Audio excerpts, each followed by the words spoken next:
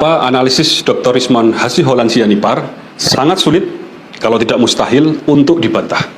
Saya akan berbicara dalam perspektif saya sebagai seorang akademisi yang mendalami bidang AI sejak dari studi master di Ceko dan Austria hingga doktoral di Belanda dan juga ketika saya menjadi peneliti tamu di Amerika. Yang akan saya sampaikan di sini adalah sebuah review ilmiah dan respon saya terhadap puluhan halaman di buku Jokowi's White Paper yang berisi analisis-analisis Dr. Rismon terhadap ijazah Jokowi menggunakan pendekatan kuantitatif image processing yang metode-metodenya banyak beririsan dengan AI. Analisis Dr. Rismon sangat sulit dibantah. Pertama, karena menggunakan pendekatan murni saintifik yang menggali kebenaran dan bukan mencari pembenaran. Secara spesifik, beliau menggunakan pendekatan kuantitatif image processing. Di sini, citra atau image ijazah Jokowi dikuantifikasikan ke dalam representasi numerik yang kemudian dikomputasi menggunakan formula matematika yang outputnya berupa indeks atau metrik yang mengizinkan manusia untuk membuat kesimpulan atas sebuah temuan secara objektif dan ilmiah. Jadi yang disampaikan Dr. Rismon adalah hasil komputasi fungsi matematika di dalam khasanah image processing yang tidak mungkin berbohong karena matematika adalah ilmu eksak yang didasarkan pada prinsip-prinsip yang pasti, logis, dan mutlak. Tidak ada tafsir subjektif seorang Dr. Rismon di sini, karena beliau hanya murni menggunakan metode yang sudah teruji secara saintifik. Kedua, bangunan analisis Dr. Rismon ditata dengan sangat komprehensif sehingga mampu mengemas berbagai temuan yang tidak hanya mencerahkan, namun juga menyingkap yang tersembunyi.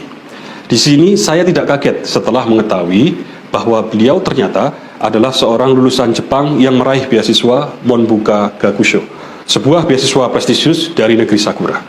Saya sedikit banyak memiliki pengalaman di dalam menulis dan mereview jurnal internasional.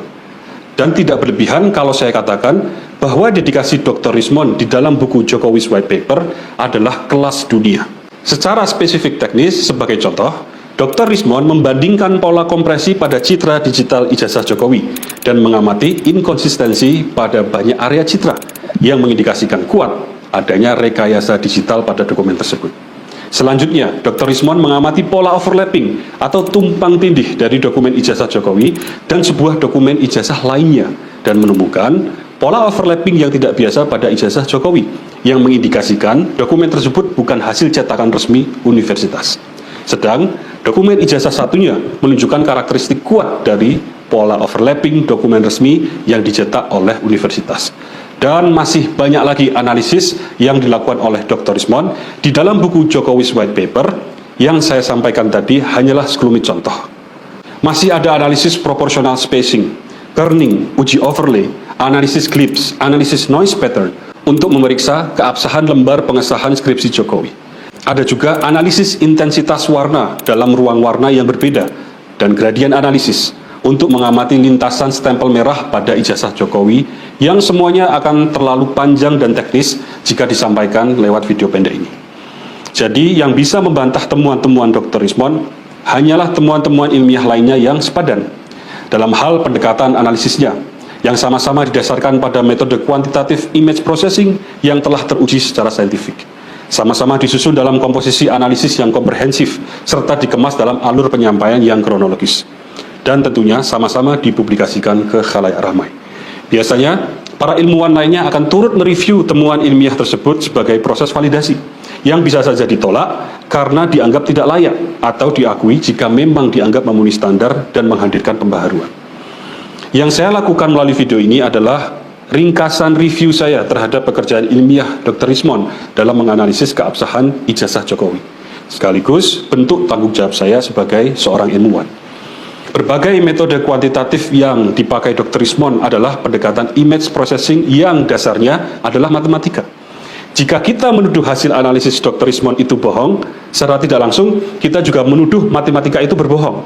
Yang konsekuensinya kita membatalkan seluruh fundament matematika yang menjadi pondasi peradaban manusia sejak ribuan tahun yang lalu. Apakah kita ingin mengatakan bahwa 1 ditambah 1 sama dengan 2 itu adalah bohong? Atau 2 dikali 2 sama dengan 4 itu juga bohong? Kalau demikian, umur manusia yang direpresentasikan dengan angka yang bertambah setiap tahunnya adalah sebuah kebohongan seumur hidup. Kita lihat betapa kacau seluruh peradaban manusia dan tatanan alam semesta ini ketika kita sedikit saja mempertanyakan kejujuran matematika, apalagi berani menuduhnya berbohong. Demikian kira-kira ringkasan dari review saya terhadap kerja ilmiah yang telah dilakukan oleh Dr. Rismond. Sepatutnya kita bangga dan bersyukur jika memiliki anak bangsa yang cerdas dan memilih pulang untuk mengabdi, membangun negaranya sendiri. Jangan sampai politisasi dan kriminalisasi mengubur hidup-hidup harapan. Kembali lagi di channel GR 2045. Salam inspirasi, salam NKRI, harga mati. Cukup menarik ya, apa yang telah disampaikan oleh saudara kita, sangat jenius, dan dia seorang ahli teknologi dan turut menyuarakan isu yang kini menjadi perbincangan yang hangat dan bahkan memanas soal isu mantan Presiden Joko Widodo yang dituding ijazahnya palsu oleh Roy dan Rismond Syanibar. Tentu apa yang dikatakan oleh seorang ahli teknologi ini, kalau dipikir secara logika cukup benar, bahwa penelitian-penelitian yang dilakukan oleh Rismond atau Roy CS sulit untuk dibantah karena mereka menggunakan penelitian-penelitian secara teknologi atau AI. Dan bahkan saya baru tahu bahwa Rismond Syanibar ini pernah menempuh pendidikannya di Jepang, seperti apa yang dikatakan seorang ahli ini. Memang kita sangat bersyukur ya, masih ada di negara kita ini orang-orang jenius, orang-orang ahli dan menguasai teknologi secara penelitian-penelitian mereka. Dan bahkan kenapa tidak bisa dibantah penelitian dari Rismond? Yang bisa membantah yaitu penelitian-penelitian yang alami, kalau tidak salah apa yang disampaikan oleh saudara kita ahli tersebut, bahwa kita memang sepertinya lebih yakin dengan Rismond karena dia menggunakan penelitian secara teknologi, beda dengan orang-orang pendukung Jokowi yang cukup berkoar-koar, omong-omong, tapi tidak ada penelitian secara fasih atau secara detail. Beda dengan Rismond Roy yang secara agresif dan secara antusias untuk segera meneliti. Ya, kita juga hanya mengharapkan ada suatu pembuktian, ada suatu barang bukti dalam ijazah mantan presiden yang ke-7. Dan dia juga memberikan perumpamaan yang telah disampaikan oleh seorang ahli ini. Kenapa tidak bisa dibantah oleh penelitian dari Roy CS? Karena menggunakan matematika. Karena matematika ini digunakan bahkan ribuan tahun. Dan bahkan 1 tambah 1 tidak bisa jawabannya 3. Dan bahkan umur pun dihitung dengan angka. Kalau disalahkan perhitungan-perhitungan itu, artinya mereka tidak memiliki sekolah. Dan bahkan tidak pernah sekolah. Dan bahkan tidak tahu angka.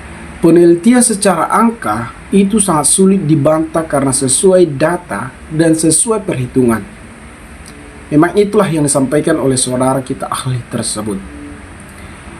Itulah makanya sepertinya masyarakat atau rakyat Indonesia mulai yakin dalam penelitian-penelitian atau tuduhan terhadap mantan Presiden Joko Widodo.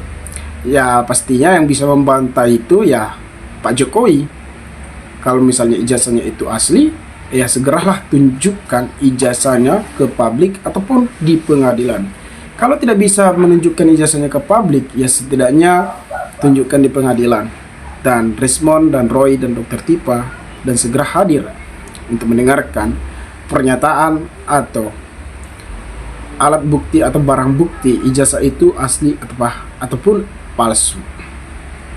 Nah, teman-teman di sini bacakan sedikit komentar bagaimana tanggapan saudara-saudara kita mengenai pernyataan atau informasi yang telah disampaikan oleh saudara kita ahli teknologi ini yang mereview Jokowi White Paper yang dibuat oleh Rismond Roy yang disimpulkan di dalam buku.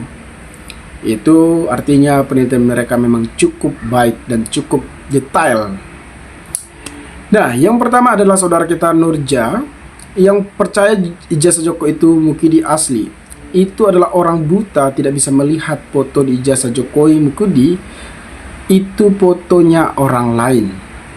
awalnya memang saya sendiri ya, awalnya saya percaya bahwasanya ijazah Pak Jokowi itu bukan palsu ya, asli.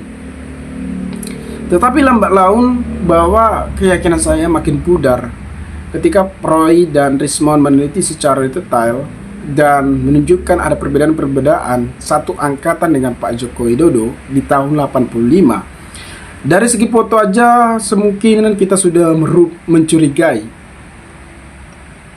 Masa orang semakin tumbuh dewasa ataupun semenjak masih